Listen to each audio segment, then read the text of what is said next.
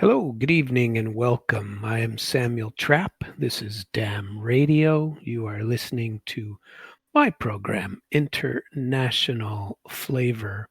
You can find past podcasts at internationalflavor.com. You can also find them on damradio.com/podcasts, and you will get all the prior versions for your own listening pleasure whenever you feel like it. And you can also get the rest of our wonderful lineup of talk show hosts here on Dam Radio. We encourage you to listen as much as possible. I have a lot to talk about tonight, but I'll probably only get through. I'm going to spend the bulk of the time. I promised last week that I would speak to you a little bit more about this very interesting and somewhat deep conversation, a presentation, if you will, that was given at the 13th annual St. Petersburg International Legal Forum. And it's it was very interesting to me. And today I spoke about, I planned on going into this anyway on the show tonight, but today I was doing my Russian version of this program on my YouTube channel in Russian. And I was talking about this presentation given by a guy named Andrei Bezrukov is his name. And I was talking about the presentation, and I got a notification, a message on my feed in Russian. Somebody sent it to me and said, "Are you aware that this guy was a KGB spy in the United States, that the guy who's given the speech, him and his wife were both spies, and they made some kind of a movie about him. I don't know the name, but I was like, really? Now that could be interesting to find out more about, don't you think? We could find out some more about that, which would be really kind of interesting. So today I was sitting in a brand new home and waiting for people to come in. But here in Florida, it's like 95 degrees during the day. Nobody was out today. And I had one couple come in. So I had a lot of time to sit there and get some other work done. And so I researched this couple, and I thought, first of all, I thought his presentation was very interesting anyway. And it is called, and I think I've told you this already, his name is Andrei Bezrukov, and basically it's geopolitical insights that he has. But I also want to get into a little bit about his history and his wife's and their two sons. It was very interesting. They even created a mini-series about them, which I've seen the first season of. I bought the first season of it or somehow got it for free. I don't remember, on Apple iTunes or whatever. It's called The Americans. And if you've seen The Americans, it was based on these two people. And so I thought it was rather interesting, and I did not know that part. I just thought it was an interesting, he's an advisor, or was an advisor to Putin. He was a consultant for several important places. We'll get into his background a little bit later and tell you more about him and what he was able to, accomplish in America. And they lived in America, got American educations. They also lived and were citizens. They got passports in Canada. And their sons were born in Canada. And their sons didn't know that their parents were spies until they were arrested by the FBI in 2010. Now, many of you probably know this. Maybe you've been paying more attention than I was way back then. But no matter how you slice it, it's an interesting story. But for my part, I wanted to get to I wanted to talk about anyway the amount of things that he was talking about on the forum. At the forum, he was talking very well at the forum, and it was very interesting, and very weird that I didn't know any of this. I didn't go and look up. I suppose this is an important lesson in safety tip. I was going to quote wherever the guy came from anyway. I don't steal people's work. I want to, credit them with their own work, and I was going to give credit where credit is due, of course, and give it to him. And his name is Andrei Bezrukov. We have 90 minutes to get through this. That's plenty of time to discuss it all. Plus, I've got a whole bunch of other news that I would like to discuss if we actually get there. But basically, I found this to be quite interesting. And I've fell upon this guy. I've actually seen him a couple of other times before, but frankly, I don't remember where. And what I want to do is dive into his provocative lecture. Andrei Bezrukov, his lecture was at the 13th Annual St. Petersburg International Legal Forum, which happened in 2025, and really not that long ago, less than a month, I think. And it's titled Global Geopolitics in the Era of the New American Reality. And I found it so interesting that I wanted to share it with you. I'm not saying I completely agree with it, but a lot of it makes a lot of sense, what he is saying. And then I find out that he's a former Russian spy. Now, I've been trying to find out what alleged spy work he actually did, but that is less open. There's nothing out there that's saying what he actually did as a spy. It just said that he was a KGB colonel, and so was his wife, and that they were both in Canada, and then lived some in the United States as well, had Canadian passports. That's how they got to get into America whenever they wanted. They had Canadian passports. So I also think, so he was at a legal forum. So I wanted to pay special attention because he had some fairly harsh words for the U.S. judicial branch's outsized influence. Like, he made some pretty pointed statements about the judicial branch and how it has seized power unto itself. And as you know, on this channel, there are several of us that talk about how they have taken control of great portions of our society, especially in Missouri. But he was more interested about the power of the Supreme Court and what that has done to the mix. And so anyway, I want to talk about it. I have plenty of time to get to it all, and I'll get through the bulk of his speech, which the chief points won't be too long. But if anybody feels like calling in, if anybody has seen the shows on where I saw them, I bought one season.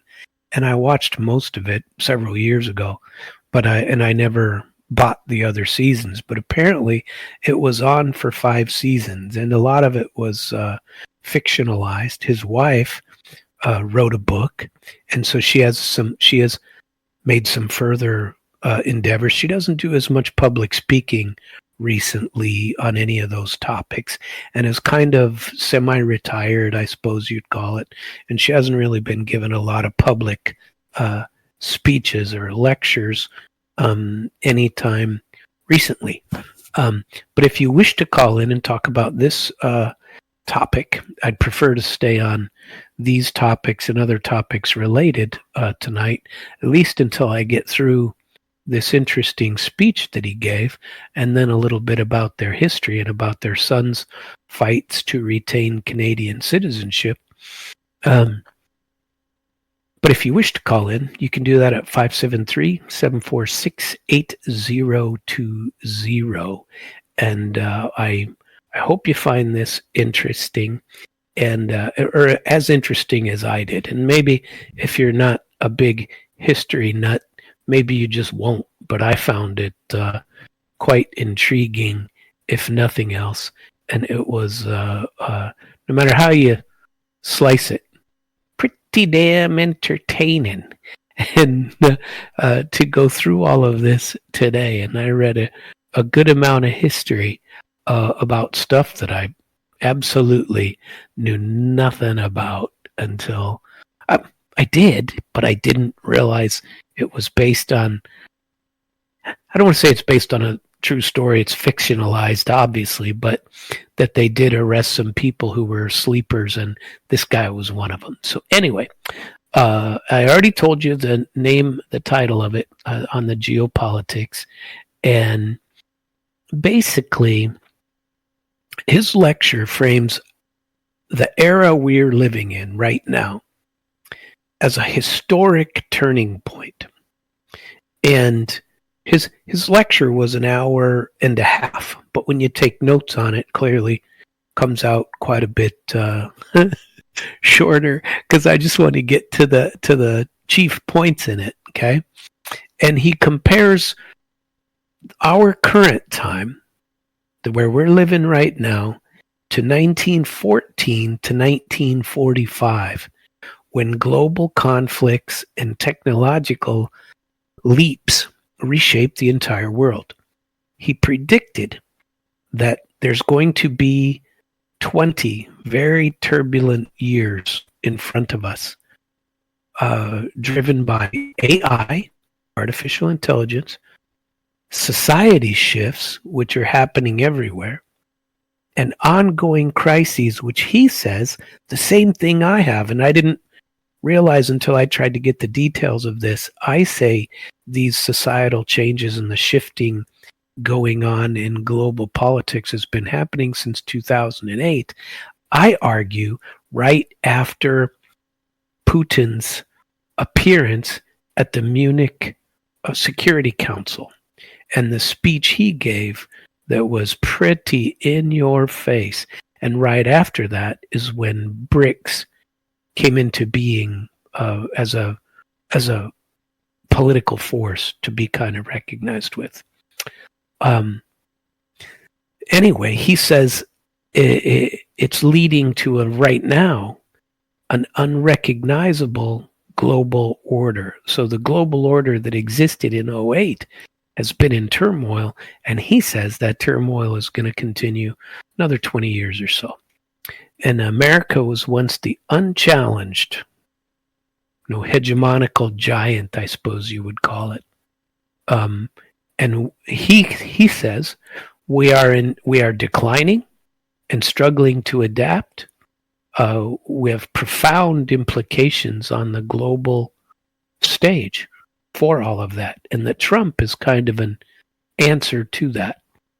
Bezrukov identifies 3 drivers of this phenomena: scientific progress, AI, societal change, and persistent crises.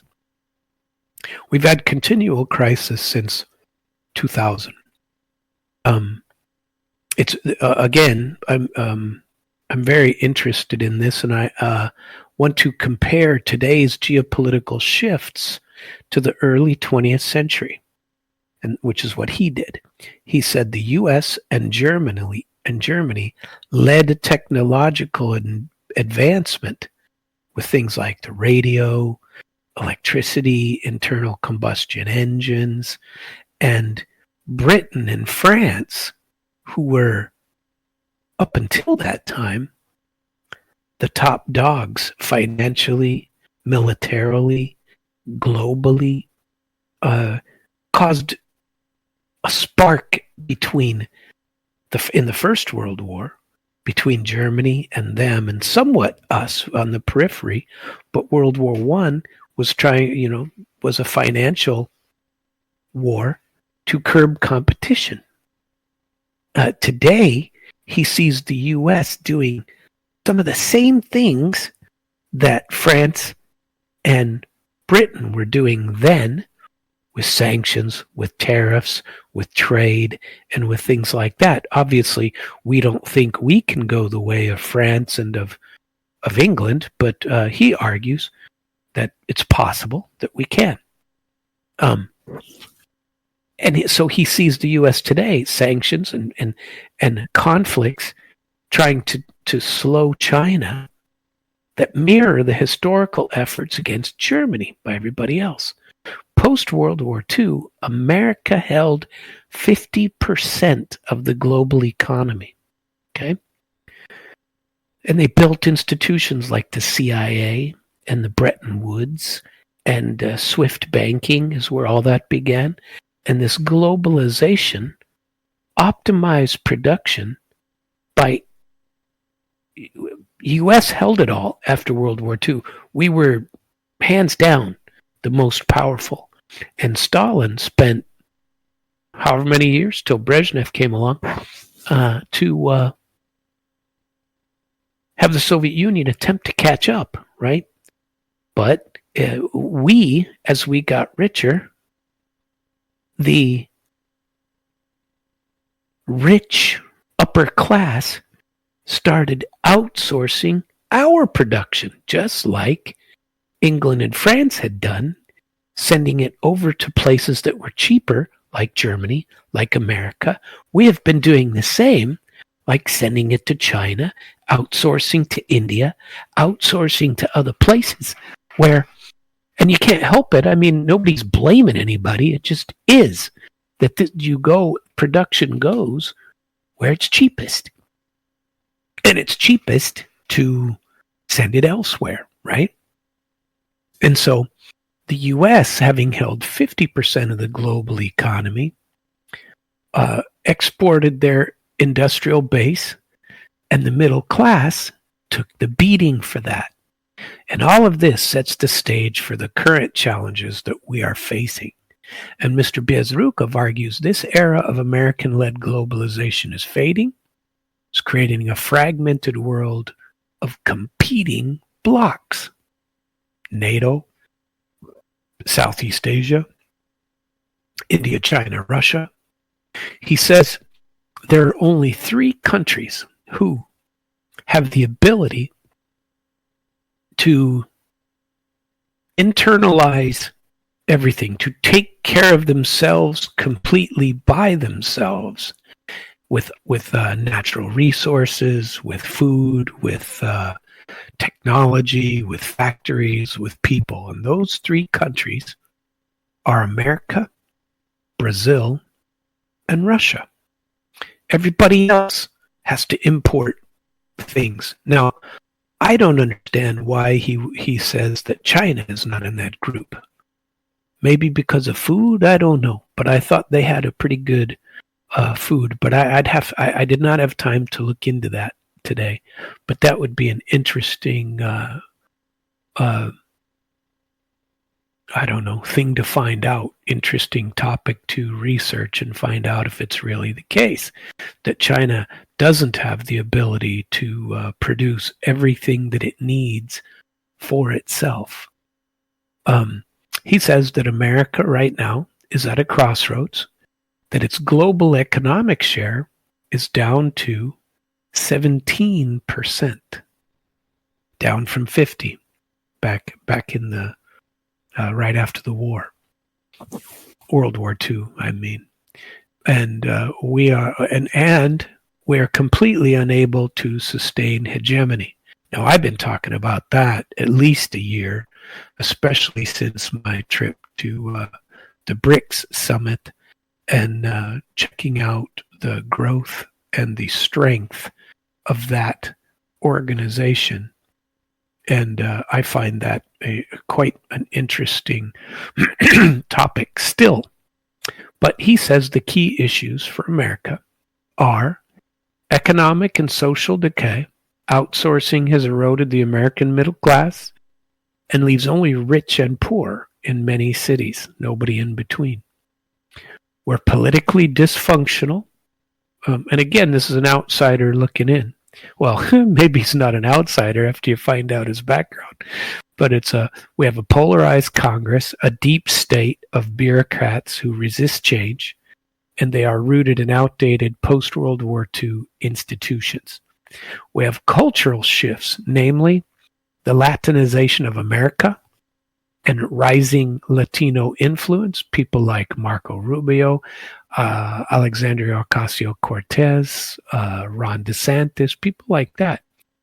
We shift focus from the transatlantic, east and west, to a north and south. And we have our American ties are north and south, and NATO is weakening. And we are, I don't want to say withdrawing from it because we're not, but there's arguments that we have bigger fish to fry, And the last one is financial manipulation, that shareholder capitalism has driven profits through stock buybacks and monetary bubbles, and the Pentagon funds costly, impractical, large-scale weapons and continual war. Now, many of those things I agree with. I believe we have an economic and a social decay. I certainly believe there's a political dysfunction. I see a cultural shift, especially in what has happened over the last 4 or 5 years. And financial manipulation, I believe that to be true, but at different levels for each one of those things. He argues, and this is where we get to the part that I'm really interested in. He argues that the U.S. judicial branch, especially the Supreme Court, which is the most powerful branch, and this is an outsider looking in, he says it surpasses legislative and executive authority. Justices who rise from elite institutions like Harvard or Yale undergo rigorous vetting, ensuring that they are also mentally elite, that they are part of the elite, and they feel their power as elite, right? Their lifetime appointments insulate them from democratic accountability, just like I've been arguing for a long time. They allow a single judge to block policies backed by millions of voters, such as the recent Trump initiatives. Bezrukov asked the following question. If Trump says something and a judge somewhere says no, and all these people who voted, they don't have any power, do they? This creates a legitimacy crisis, as the judiciary's elite loyalty stifles reforms needed for America to compete in AI and other technologies against China. He frames the judiciary as part of the deep state, alongside agencies like the CIA, who resist change and paralyze governance by the executive branch and also partially of the legislative branch. And the entrenched judicial power hinders addressing inequality, rebuilding education, investing in infrastructure, which are all critical for global competitiveness. He predicts another battle. Either Trump supporters are going to force judicial reform, or the judiciary will maintain its autonomy, and thus we will continue to stagnate, in his words. His geopolitical lens ties judicial overreach to America's declining ability to lead in a multipolar world where regional blocs like China's are rising. And it's notable framing domestic judicial power as a global strategic liability.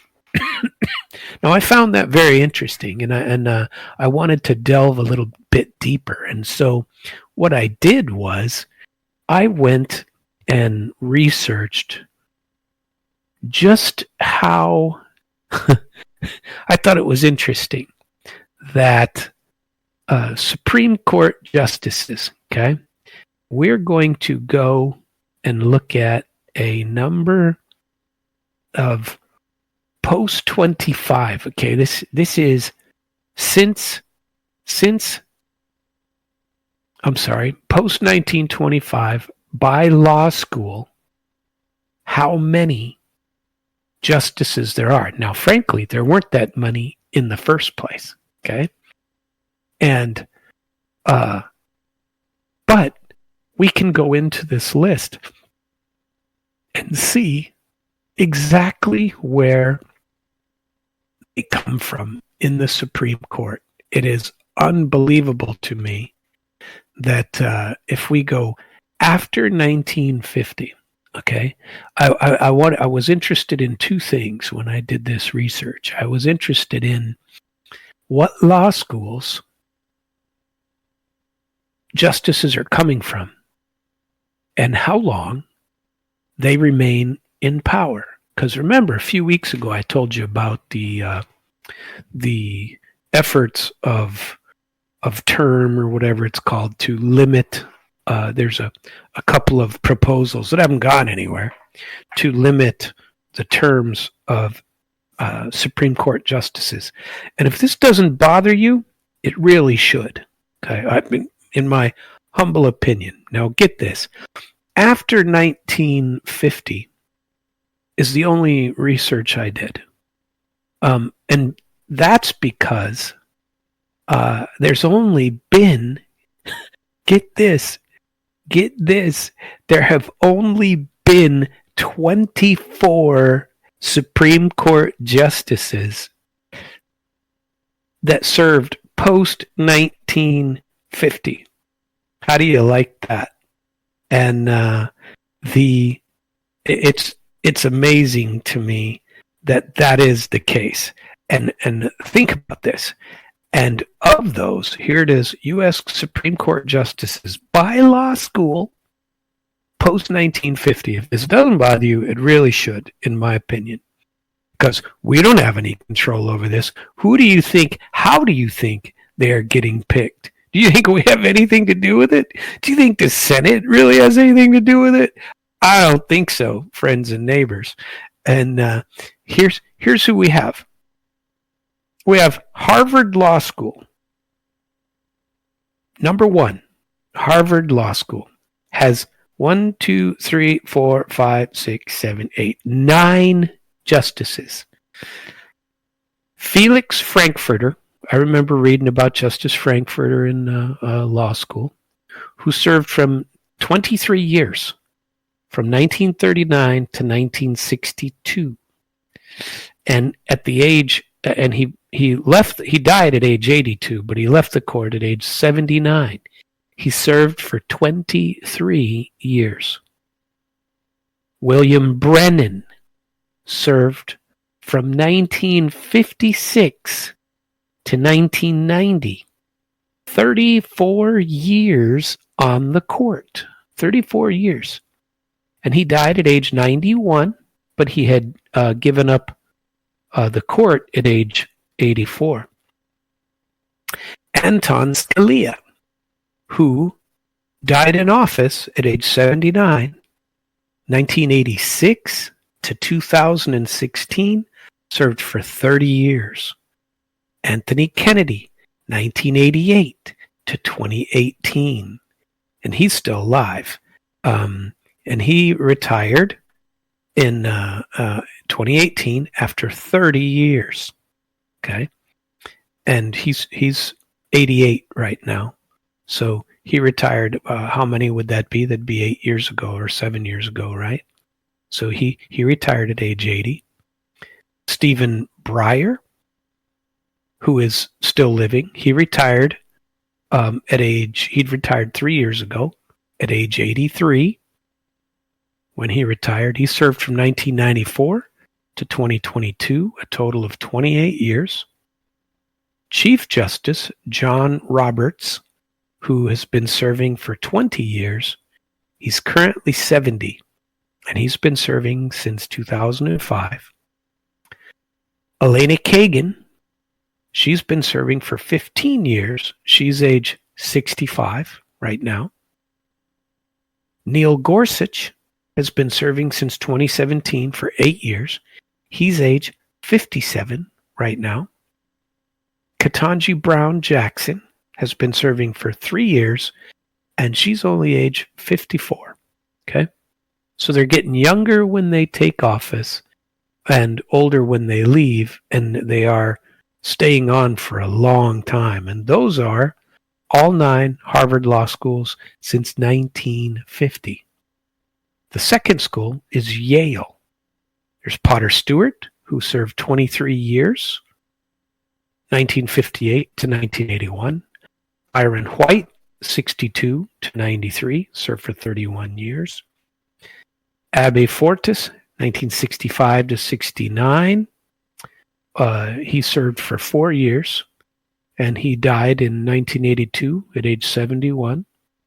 Clarence Thomas, who's been on the court for 34 years, is 76 right now, and he's been serving since 1991. Samuel Alito is also from Yale, and he has been on the court for 19 years. He is 75. Sonia Sotomayor, 2009, for 16 years. She's 70. Brent Kavanaugh, he's been on the court for 7 years, and he's only 60. So get this. We have 4 from Harvard right now, 4 from Yale right now, and 1 from Notre Dame. First one ever from Notre Dame. She's been on for 5 years, Amy Coney Barrett. Okay. Now, meanwhile, there's a bunch of deceased ones. William Douglas served from 1939 to 1975. He served for 36 years on the court.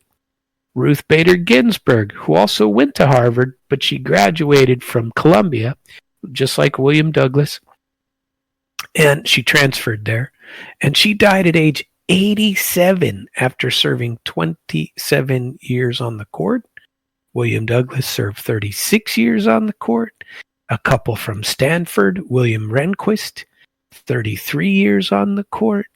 And he died in 2005 at age 80, and he served from 33 years from 72 to 05.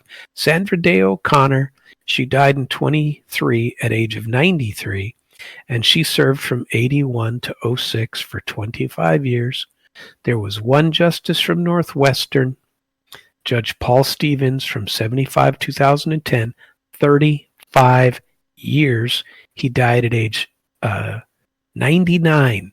In 2019, he quit at age 90, people. He quit at age 90. University of California, Berkeley, Earl Warren, 53 to 69. He was 63, and then Notre Dame. And that's it. That's your entire list of people who've served after 1950. Isn't that crazy? And you think we don't need to discuss this topic? Nobody said that, obviously, but think about that.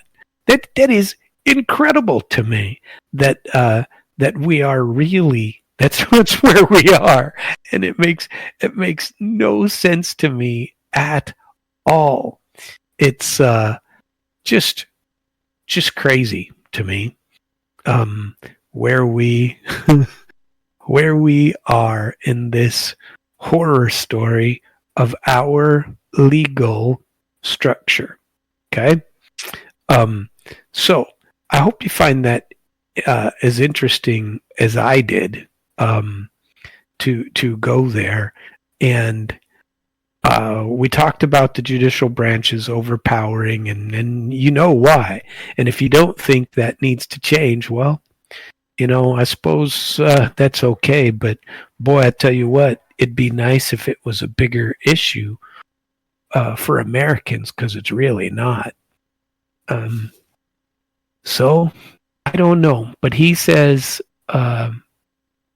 this power is a big deal for the rest of the world as well. And he intimated that he believes that this power is consolidated purposefully, and that they have taken all these additional powers to themselves that we talk about so much, and you cannot question the legal structure or the legal system or how it's organized or anything like that. You're not allowed to even question it. You're just supposed to think, oh, it's judicial branch. Come on. They're the good guys. But they're all from the same two schools. Why? Why is that? Why? You don't think there are smart people from other areas? I tried to get a good set of numbers on other federal judgeships everywhere. And remember, both those are highly liberal schools. Liberal. And there's a huge number in the appellate courts as well. An enormous number in the appellate courts of people from the same two schools.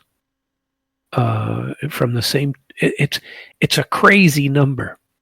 And maybe next week I will have time to dig into specific numbers of that. But the numbers aren't as easy to find, because there's not like there's a couple of federal judge sites out there that research it for you, but it's hard to accumulate. You got to look in a lot more spots to get it.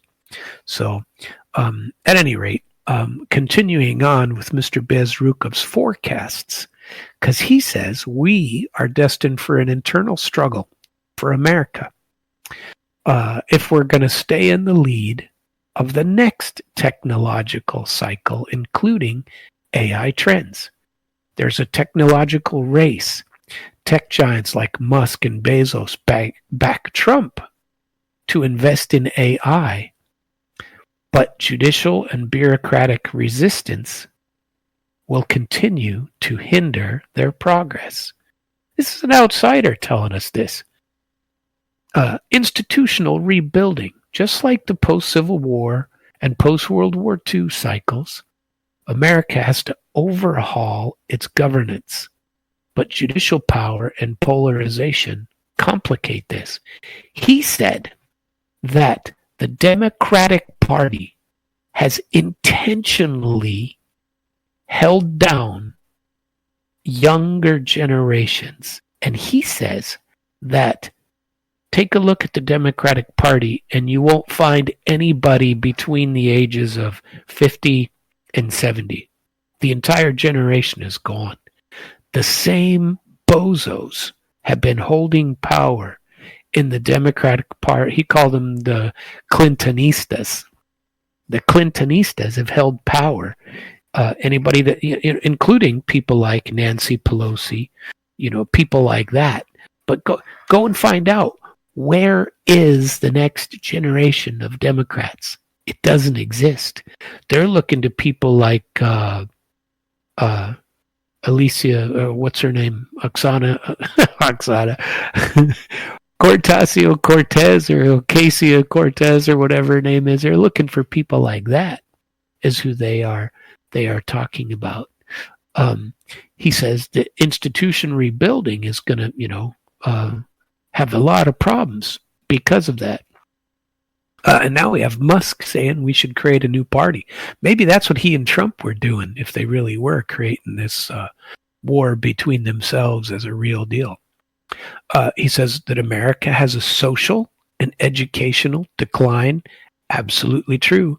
Fewer engineers, especially when compared to Russia, India, and China. They have a healthcare cartel that imposes a 20% cost penalty that weakens competitiveness. There's a global retreat. America's attempting to form a North American bloc retreating from Europe and destabilizing regions like South Eurasia to counter competitors. So if they can create problems in Georgia, the country, not the state, if they can create problems in Kazakhstan, Uzbekistan, Kyrgyzstan, Tajikistan, all the stands, that's a help to us. It helps to stabilize against what's going on in the India and China spheres. And then new elites, young Democrats or new Republicans may drive reform, but the entrenched leadership resists. And Russia, argues Bezrukov, they can leverage this period of instability to build a Eurasian bloc also with India and China. And they're well on their way to doing that, especially because they're such natural partners anyway. At any rate, that's pretty much the...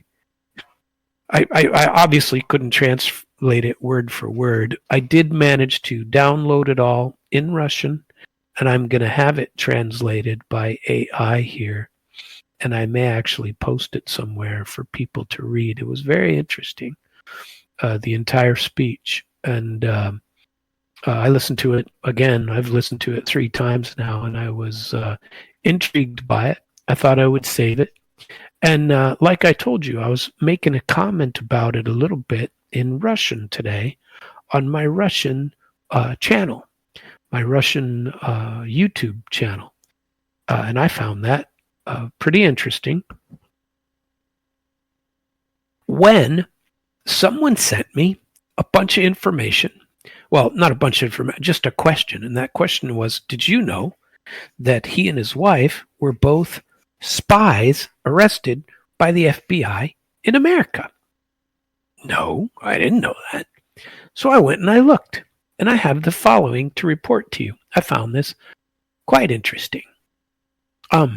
So basically, Bezrukov, his name is Andrei Bezrukov, and his wife's name is, let's see. Let's start with him. He was born in 1960 in Kansk, Siberia, and Elena Vavilova was born in 1962 in Tomsk. And they met at Tomsk State University studying history. And both were recruited by the KGB in the 1980s. And they were what they call razvedchiki. And razvedchiki are basically intelligence officers. That's what they always called us, even as a young sergeant. There's like, oh, you're razvedchik, means not quite a spy, but you're I don't know what. You're always you're accused of being a spy. Kaka razvedchik. You're somebody who's going to dig in and find out stuff about them. And so that's what they allegedly were. And so they were recruited by the KGB. They moved to Canada. And this is interesting. They adopted the identities of deceased Canadians, Donald Heathfield and Tracy Foley. And they were living in Canada, France, and the US for over 20 years. Bezrukov earned a Harvard master's degree. In 2000, he worked at a company called Global Partners Incorporated, and he founded Future Map and networked with all kinds of U.S. elites. Vavilova, who is also a KGB colonel, worked as a real estate agent at Redfin and organized wine tours together. Arrested in 2010 under Operation Ghost Stories, they were exchanged in Vienna for 4 Russians, including Sergei Skripal. In Russia, they received the Order of Merit to the Fatherland, 4th class. Bezrukov is a Rosneft, that's Russian oil, Rosneft advisor, and an MGIMO professor. That's a Moskovsky government institution, university, basically. Vavilova consults with Norilsk-Nickel and writes novels. Their razvedchiki, spies, fame stems from the 2010 FBI bust where they got picked up. And it was amplified by the show The Americans and Western media like the Washington Post and The Guardian, contrasting with Russian portrayals of their patriotism and what they have done. Now, what I tried to do was find out what they were actually accused of as spies, because that's of interest to me. You can't just come over and live in the U.S. under a fake name and be accused of spy. I want to know what you did. You know, it's easy to say you're a spy. What else? Come on. They were accused of acting as unregistered foreign agents for Russia's SVR, which is a successor to the KGB, under the illegals program. It's the same thing that they allege about people who brought you Russia Today, the newspapers, aimed at gathering intelligence by blending into American society. So if you blend into American society and you're someone from another country, I suppose if you could be an unregistered foreign agent. The FBI's Operation Ghost Story culminated in their 2010 arrest, charged them with conspiracy to act as unregistered agents and money laundering, but not with access or accessing classified material or special compartmented information. So when I served in the military, I had access to very high level materials, including certain levels of special compartmented information, highly sensitive data requiring specific clearance. U.S. authorities alleged that they sought to build contacts with academics, industrialists, and policymakers to gather intelligence, but no charges confirmed access to anything secret. So Bezrukov, his activities. As Donald Heathfield, he networked with influential figures, including a former national security advisor to Vice President Al Gore, Leon Firth, and a George Washington University professor named William Halal at World Future Society conferences. A 2005 message indicated contact with a former high-ranking U.S. government national security official, and a 2004 message referenced discussions about nuclear bunker buster warheads with a government research facility worker. These suggest attempts to gather unclassified but sensitive policy and technological insight, not SCI, which is typically restricted to cleared personnel.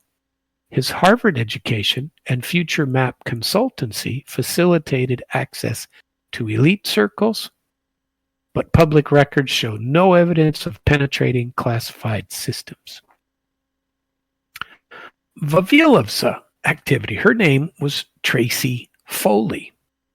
As Tracy Foley, she focused on maintaining their cover, worked as a real estate agent, and managed their family life to appear ordinary.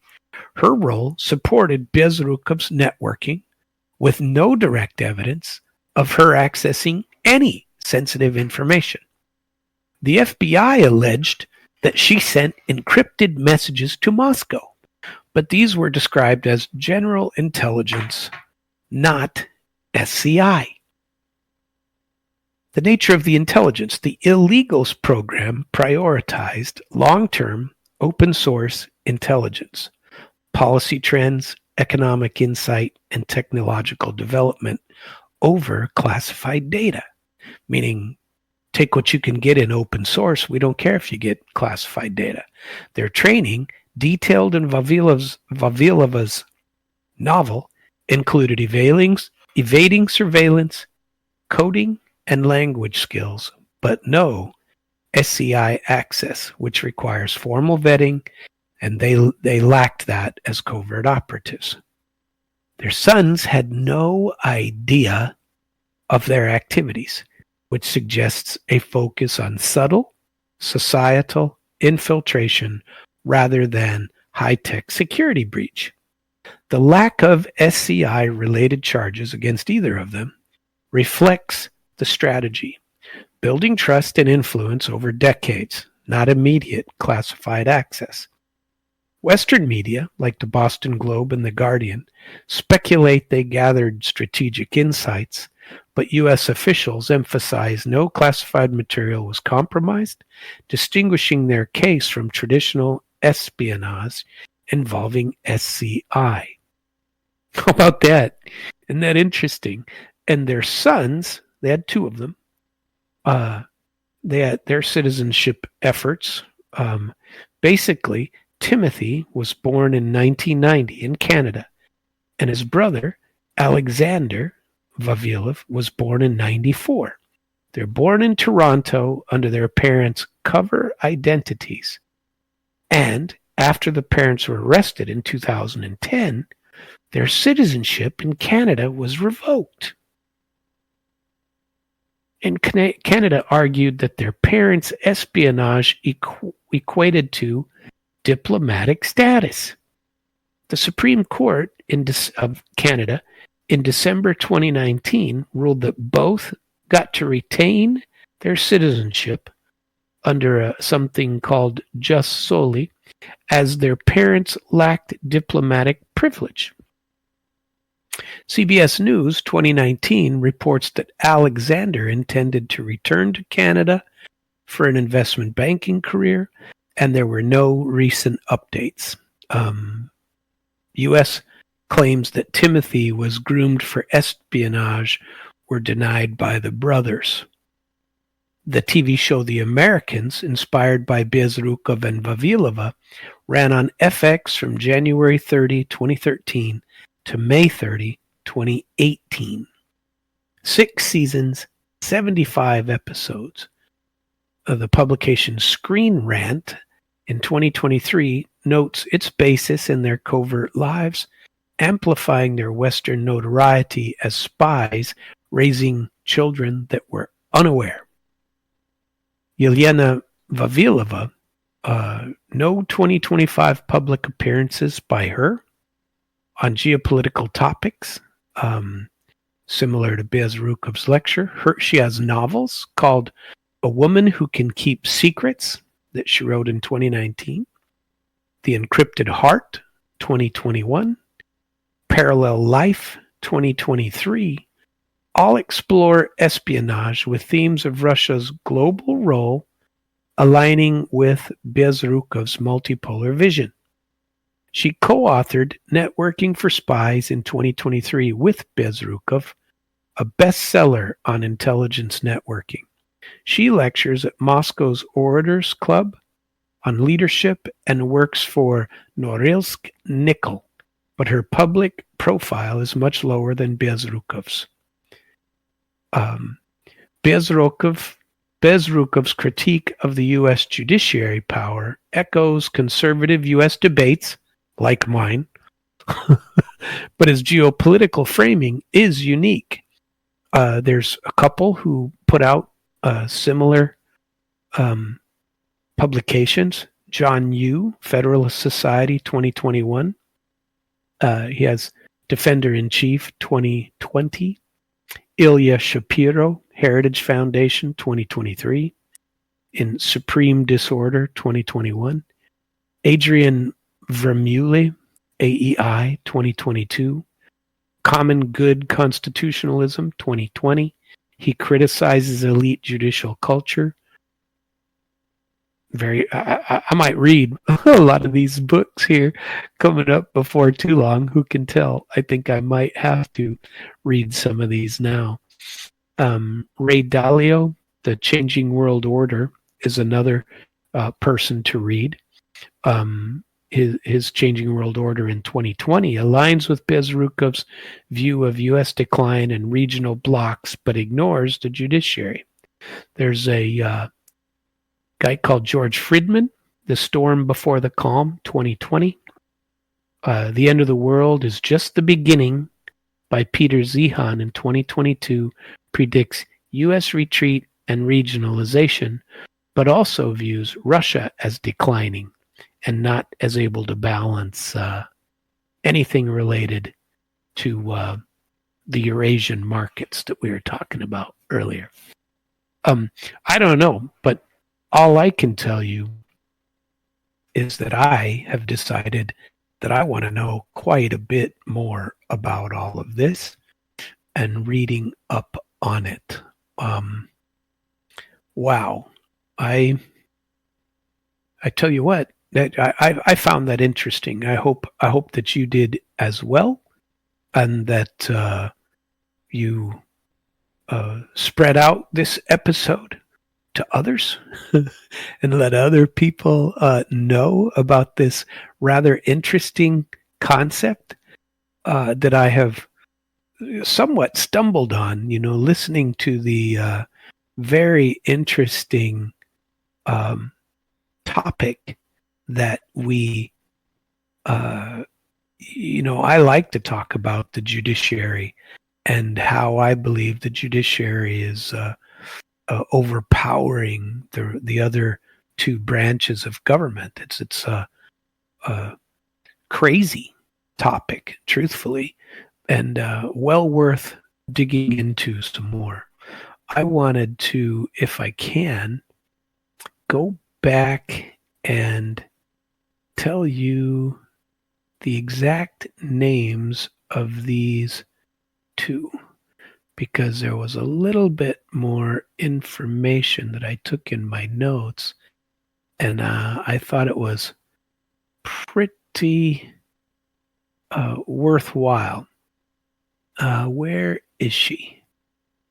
To talk about their complete names. Came up, and be very good to be able to tell you where that is. Here you go.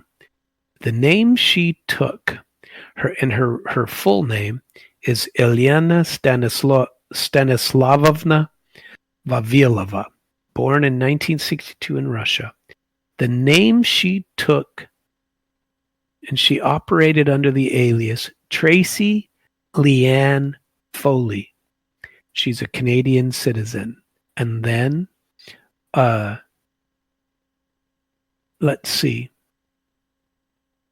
Andrei Olegovich Bezrukov is his real name, and he took the alias of Donald Howard Heathfield, the son of a Canadian diplomat who died in 1962. And so he somehow folded into all of that, and it's interesting to me how they did it. Does it make you want to go and watch The Americans again if you didn't before? Like I said, I only watched most of the first season, and I actually forgot all about it, but it's on my iTunes. So apparently I bought the first season at some point and have been watching it, or had been at some point watching it. So I found it pretty dang interesting. So I wanted to talk since and I spoke at length about this today, and I talked a tiny bit about it on Thursday, but we really didn't know. The Ukrainians have turned away the bodies of their fallen. So Russia has 1,200 bodies in refrigerator trucks at the border. They have named approximately 1,200 more prisoners, severely injured, those under the age of 25. Those are who they're trying to get Ukraine to come and get, and Ukraine won't come and get them. They're leaving them sit. Russia has unilaterally said that they would like to deliver these dead people. And now, since they've been sitting at the border for 2-3 days now, and Ukraine is not coming picking them up, they have posted their names. They've started releasing them on Telegram and on websites, releasing the names of the fallen to put pressure on Zelensky, I presume, because now people in Ukraine are going to be extremely upset about this. Because, I mean, why wouldn't you take the bodies of the fallen so you can bury them appropriately? And now, on top of that, Ukraine has now put in there's a new law that they're looking to pass, or they may have already passed it, that says that you don't get the money that you want to that for your family. You don't get the money for your fallen soldier. Like if I die in while I'm serving in the Army in America, everybody has a $200,000 life insurance policy that I think you got to pay something for it. I don't remember what it costs, but it's very low cost because everybody has one, and that's really so the government doesn't have to come up with money to pay you if you die in a war or something, right? And they wouldn't anyway, because for us it's a contractual thing. But in Russia and Ukraine, it's different. The government pays them if someone is killed. There's not like an insurance policy. They get money. And so these grivnia, they get a good amount. And the people are saying that the return of these 6,000 people is going to mean that the government of Ukraine has to somehow fund their families' payments so that they get this. They say it could be as much as $1.5 billion $2 billion with all of the injured people, with all of the dead, with everybody that is coming back. And so Ukraine has this new law that either has passed or is trying to pass that now says you don't get that money until 2 years after the war is over. How's that going to help you? Anyway, I don't know. I don't think I'll go. That's a depressing topic, but it's really unbelievable that they aren't taking it. Russia's been bombing the crap out of them for the last 4 or 5 days. Again, last night they bombed them. I don't see anything new in there today. But I did want to cover a couple. There's a story about J.D. Vance stating that Biden's Ukrainian spending is downright crazy. Washington was spending crazy amounts of money on Ukraine under the administration of Joe Biden without any thought to diplomacy, said J.D. Vance. Earlier this year, Trump restarted diplomatic relations with Moscow, which have been frozen since Biden cut them off after the escalation of the Ukraine conflict in 2022. Trump has repeatedly criticized the massive flow of military aid that Washington has provided Kyiv. What happened with the Biden administration, man, it's crazy. They were spending so much money all over the world, they weren't even engaged in diplomacy at all. Vance said in an interview with American comedian turned podcaster Theo Von that was published on Saturday. They sent $300 billion to Ukraine, for example, and you never had the President of the United States actually trying to force or even discuss, I would say, a diplomatic settlement. The U.S. Vice President described the conflict as vicious. The Russia-Ukraine thing is a most vicious thing, he said, adding that he's pleased that Washington is trying to bring about a settlement. The current U.S. administration has engaged Russia in several high-level meetings in recent months, blah, blah, blah. In April, Trump signed a major minerals exploitation deal with Kyiv. This gives the U.S. priority access to Ukrainian mineral wealth, but doesn't include formal security guarantees for Kyiv, which is what they really wanted. You know, they wanted something pretty, serious, and insisted upon it, but they didn't get it. The America First switch is part of Trump's pivot away from the decades-old approach to foreign policy, said Vance last month. The era of uncontested U.S. dominance is over. Does that sound familiar to anyone? He said, promising that Washington will be turning away from open-ended conflicts. Well, don't worry, JD. They'll be back as soon as you guys leave office. We'll go right back to it. don't you think? They don't know anything else. I mean, good luck with that theory. I hope it works out for us. To hell with you, no offense, but I hope it. I hope it ends, but who knows? Let's see. What else do we have here? Here's one. The new Russian sanctions bill is on hold, according to Bloomberg. Now, I'm not so sure about this, but I found it interesting anyway. The senators behind the bone-crushing legislation are not willing to challenge the White House, said an outlet, Bloomberg. The latest drive in the U.S. Congress for more sanctions on Russia, spearheaded by Lindsey Graham, is now stalled due to Donald Trump's opposition, Bloomberg reported over the weekend. Lindsey Graham's bone-crushing legislation that can impose a 500% tariff on countries that buy Russian energy, uranium, and other raw materials has more than 80 co-sponsors in the Senate, which Bloomberg described as veto-proof backing. But lawmakers are still hesitant to challenge the president, said the outlet. Earlier this week, Trump said he had not even looked at the bill and would only consider sanctions at the right time. And his position put the brakes on a push to advance the measure as soon as this month, according to Bloomberg. Graham has previously said he planned to do so before the G7 summit scheduled for June 15 to 17 in Canada, but the effort is now on hold, said Bloomberg.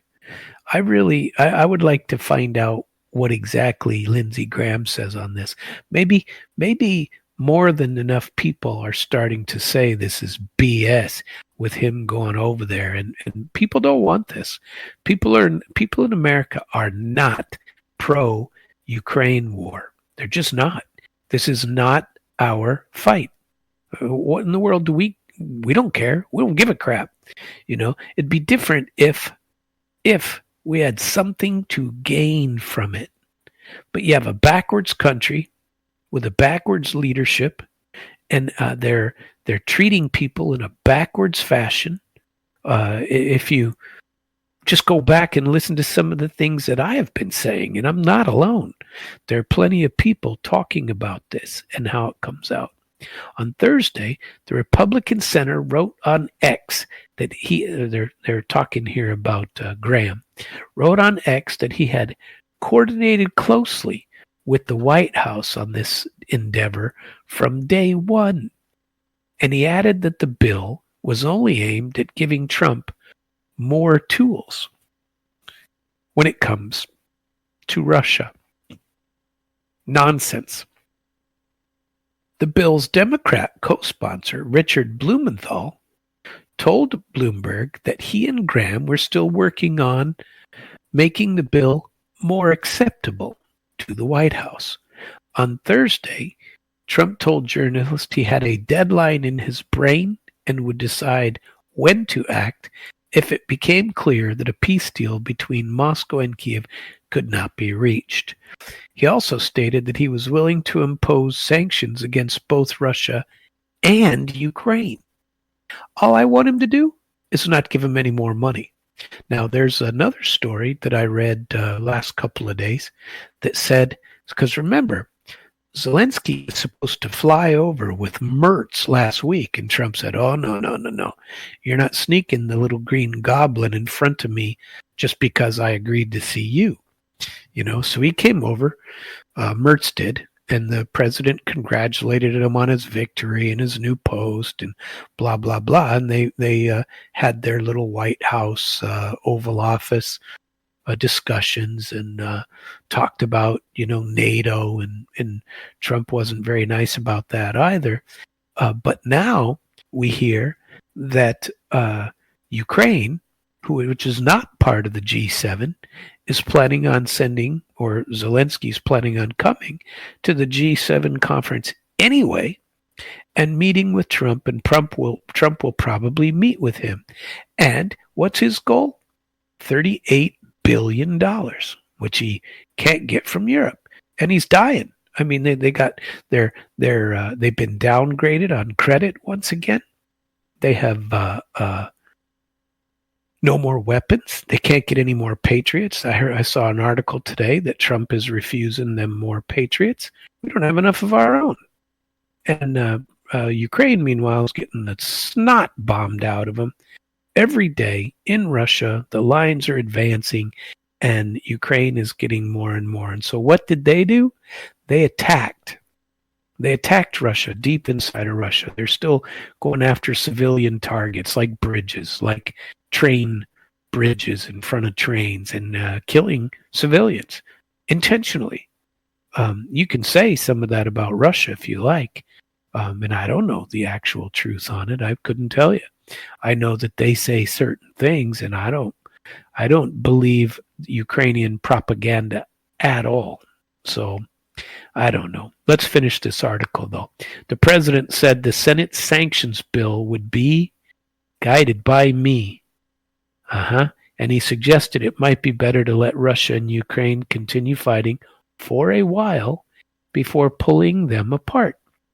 He expressed his concern about recent Ukrainian drone attacks on long-range, nuclear-capable Russian bombers, which I believe Lindsey Graham had something to do with. That's what I believe, but I was wrong once before. Don't know when, but I had to have been wrong once, saying it increased the risk of escalation by giving Moscow a reason to retaliate. Moscow has accused Kyiv of escalating its attacks in an effort to undermine U.S.-backed peace talks.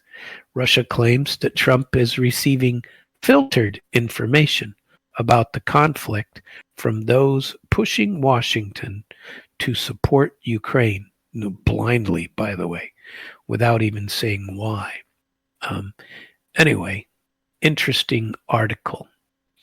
Another article from the Wall Street Journal says that Trump might leave the new legislation toothless. U.S. President Trump is pushing to dilute a Senate bill aimed at imposing sanctions on Russia, said the Wall Street Journal, citing sources close to the administration. The proposed legislation includes steep 500% tariff on imports from any country that buys oil, gas, uranium, or key commodities from Moscow. The sanctions bill was introduced in April by a group led by Lindsey Graham and Rick Blumenthal. In addition to tariffs, the measure includes secondary sanctions targeting countries that maintain commercial ties with Russia. Graham has described the bill as one of the most draconian sanctions bills ever written, and restrictions as bone-crushing. In recent weeks, the White House officials have quietly contacted Graham's office and urged him to water down the bill. They suggest adding exceptions to the bill that allow the president to choose who would be subject to restrictions. In particular, Graham was asked to replace the bill's mandatory language, substituting shall with may. While any administration can ask for changes in a bill like this one, eliminating the mandatory nature of sanctions renders Graham's bill toothless, said the Wall Street Journal. They stressed that Trump already has the discretion to impose sanctions. Blumenthal confirmed to the Wall Street Journal that there had been private negotiations with Trump's administration, and he declined to comment on the substance. We're moving ahead, and the White House is included in our conversations. In the Oval Office on Thursday, Trump told reporters that the sanctions bill moving through the Senate is guided by him, but suggested it might be letter blah, blah, blah, same that we read in the last article. So there's plenty of people talking about it. So Politico, same thing. Rand Paul wrote in recently the responsible statecraft publication that the bill essentially amounts to an embargo that could trigger economic calamity on a scale never before seen in our country. He added that such punitive measures are unlikely, I say completely unlikely, to change Moscow's core strategic goals and only further entrench the U.S. in a failing foreign policy approach. Senator Paul is one of the smartest guys in the Senate and probably one of the most decent, The sanctions bill, blah, blah, blah, we know about that. Graham proposed amendments, we know about that. Already got there as well. Here's the story I was telling you a little bit. Russian officials have unveiled the identities of nearly 100 fallen Ukrainian soldiers who are among the 6,000 Moscow has offered to return to Kiev in a unilateral humanitarian gesture during the latest round of peace talks in Istanbul last Monday. The governor of Russia's Zaporizhia region, Yevgeny Balitsky, published the first 6 pages that contain 97 names, identification documents, and places of death on Saturday evening, after Ukraine refused to receive the remains of the troops. We are beginning to publish lists of identified bodies so that relatives can find their dead, he wrote. We understand that Kiev has this data, but they are deliberately hiding it from the public. The Istanbul talks resulted in agreement to exchange at least 1,000 prisoners on both sides, including critically ill and those under 25. Russia offered to turn over all 6,000 fallen Ukrainian soldiers for proper burial as part of the unilateral initiative. The first convoy, carrying the remains of 1,212 troops, arrived at the exchange point Saturday, but the Ukrainian side has failed to appear, according to Lieutenant General Alexander Zorin, a member of the Russian negotiating team who was there. The Ukrainian side unexpectedly postponed both the acceptance of the bodies and the exchange of prisoners of war for an indefinite period. Russia's lead negotiator, Vladimir Medinsky, confirmed that Kiev had been handed a list of 640 wounded and young prisoners but did not show up at the exchange. The reasons provided were various and rather strange, he said, urging Kiev to adhere strictly to the schedule and agreements reached last Monday to ensure that the dead receive a proper burial. Ukraine's coordination headquarters denies these accusations, claiming that both sides have been preparing for the prisoner and body exchanges. Ukrainian media later reported the process has been postponed until next week, though no official new date has been confirmed. Balitsky accuses Kiev of deliberately obstructing the return of the bodies, alleging that Ukrainian authorities are trying to conceal the scale of their military losses and avoid paying compensation to the families of the dead. A small sip of my tea, non-caffeine, caffeine-free tea, late at night. As long as a Ukrainian soldier is listed as missing, his family will not receive a single hryvnia, that's their currency, in aid, the governor said. This is a calculated attempt to hide the losses and save money. The refusal to retrieve the bodies is part of a broader pattern of violations by Ukraine, said Balitsky, claiming that Kiev does not even attempt to honor the agreements. He has blamed Western countries for derailing peaceful resolution efforts by continuing to arm Kiev and escalate the conflict. Is that not crazy? I don't know how I feel about that. I don't know that I'd like to hear about it by reading it in the newspaper, published by another country, I think I'd probably have not done that were I the governor of Zaporizhia. I don't know that I would have put out the names of the soldiers. And like he said, those names were already in possession of Kiev authorities, but they hadn't told the families. And I believe that's probably the case, that they are not telling families because the families would then be able to claim money. But like I said, they were creating new rules to receive the money anyway. And I don't know. The war needs to end sooner rather than later. And it would be nice if people worked in that area. One of my favorites, Maria Zakharova, she's the foreign ministry spokeswoman for Russia. She's a smartass. She gets on and says she's now accusing Ukraine of self-inflicted genocide because they won't come and pick up the bodies. Where's the exact quote? There is no nation or ethnic group in the world that would refuse to bury its own soldiers.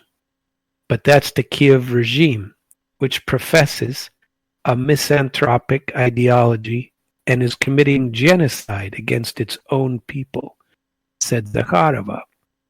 And she also said in Telegram later, she said the deliberate inaction of Zelensky's government says it shows that Ukraine or the government does not need its people, neither dead nor alive. Now that's harsh. Russian MP Dmitry Bielik, who's a member of the State Duma, his International Affairs Committee, said that Ukraine failing to accept the bodies of its soldiers could be its unwillingness to pay compensation to the families. That's where that came from. This is how thinking of how to stuff their own wallets and not give a penny to their citizens. The Kiev regime, led by Zelensky, pursues its bloody policy and destroys its own people, said Bielik. Former Pentagon analyst Michael Maloof suggested that Ukraine's decision could be rooted in financial concerns. I think they are embarrassed by the numbers.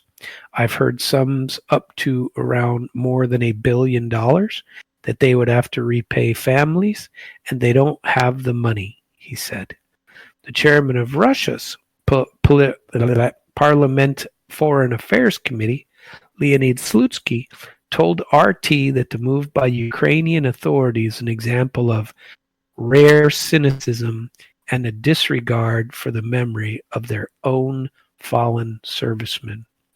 In a war to the last Ukrainian, said Slutsky, they are exclusively focused on preserving their own power, even at the cost of actual sacrilege. That's directed straight at Zelensky. Kiev explained its refusal to collect the remains of its troops by claiming the date of the transfer had not yet been agreed upon. So, who knows, people? Who knows? There's more about the bone-crushing sanctions.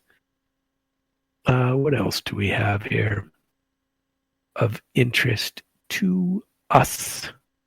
There's a Ferdinand Kartheiser, who's an EU Parliament member in Luxembourg, says that Brussels is gripped by anti-Russian war hysteria. Anti-Russian sentiment in Brussels verges upon war hysteria, said Ferdinand Kartheiser. He was expelled from his parliamentary group over a recent visit to Moscow. Remember, I told you about him when he went to the, I think he was at the May 9 parade. The European conservatives and reformists in the European Parliament expelled him on Wednesday, accusing him of crossing a red line with his recent visit to Russia. He explained that his trip last month was an attempt to reestablish some sort of dialogue with Russia in a time of international tension. In an interview on Sunday, he admitted he expected the ECR to react badly, given that some in the group maintain very pronounced anti-Russian stances. The expulsion is symptomatic of the greater attitude toward Russia and the European Parliament, he said. Sometimes I think that we could touch upon war hysteria. We are not rational in many of our attitudes. Geez, ain't that the truth? Who would expect a European Parliament member to be rational? I certainly don't. But common citizens in the EU reacted differently to his Russia visit. He said that people in the streets came up to him and congratulated him, shook his hand, and tapped him on the shoulder. It was unbelievable. It is clear that there is a divide between Europe's official circles, which may have very anti-Russian stance, and the general public. I happen to agree, friends and neighbors. The regular people in the EU are much, much more moderate, he said, and would really wish to see some dialogue with Russia so that we can start to sort out our differences in a civilized way. Everybody's saying that this Ukraine nonsense is not my bag, baby. That's not my bag, baby. Just like Austin Powers. I've stolen that, I suppose. Ahead of his trip, Baltic and Nordic delegations warned Karteiser that they would push to expel him if he went to Moscow.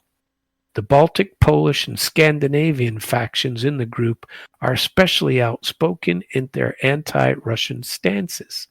Brussels has adopted a tough stance and imposed sweeping sanctions on Russia after the escalation of the Ukraine conflict in 2022. Despite Donald Trump's push to negotiate a peaceful resolution, the EU continues to double down on arming Kiev. Well, if they're willing to fight, I suppose, you know, if you're dumb enough to give them the arms, but they're just giving it to them on credit.